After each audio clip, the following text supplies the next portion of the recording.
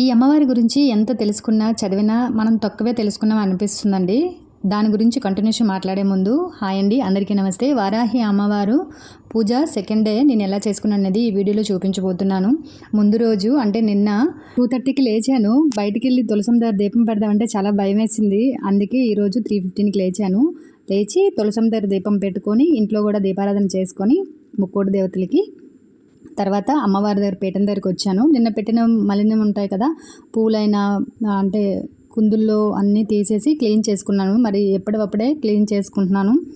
ఈవినింగ్వి morning చేస్తున్నాను, మార్నింగ్వి evening చేసుకొని పెట్టుకుంటున్నాను. అలాగా పూలన్నీ తీసేసానండి. ఇక్కడ ఒక చిన్న మాట మీతో చెప్పాలనుకుంటున్నాను. కొంతమందికి వారాహిదేవి పూజ చేసుకుంటే బుక్కులో కథలు శ్లోకాలన్నీ చదవాలని భయపడుతున్నారేమో.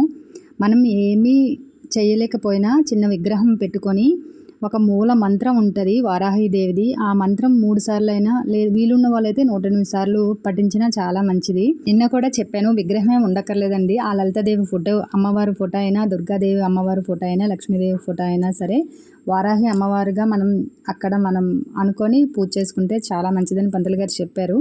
ఈరోజు నైవేద్యం కింద మిరియాల పాలు పెట్టాను, గోధుమ ఒక ప్రసాదం పెట్టాను, వడపప్పు బెల్లం పెట్టాను, పానకం పెట్టాను, పంచామృతం పెట్టానండి. ఈరోజు నైవేద్యాలు అవి.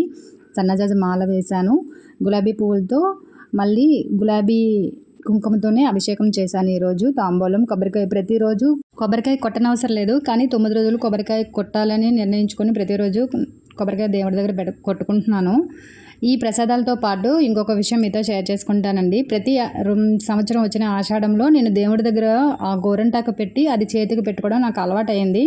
కానీ ఈ 2 సంవత్సరాల నుంచి వారాహి అమ్మవారు పూజ చేసుకుంటున్నాను కదా, అమ్మవారికి చూపించి రేపు గోరంటాకు నూరి పెట్టుకుందామని అనుకుంటున్నానండి. అది అందరూ చేయాలని లేదు, నాకు నచ్చింది, మంచిగా అనిపించిందని నేను ఫాలో అవుతున్నాను. మీరందరూ ఫాలో అవ్వాలని లేదు. కానీ నా సెకండ్ డే పూజ ఎంత సంతోషంగా అద్భుతంగా జరిగింది. అమ్మవారు కృపా కటాక్షాలు మీ పైన నా పైన ఉండాలని మనస్ఫూర్తిగా కోరుకుంటూ ఈ వీడియో ఇంతేనండి.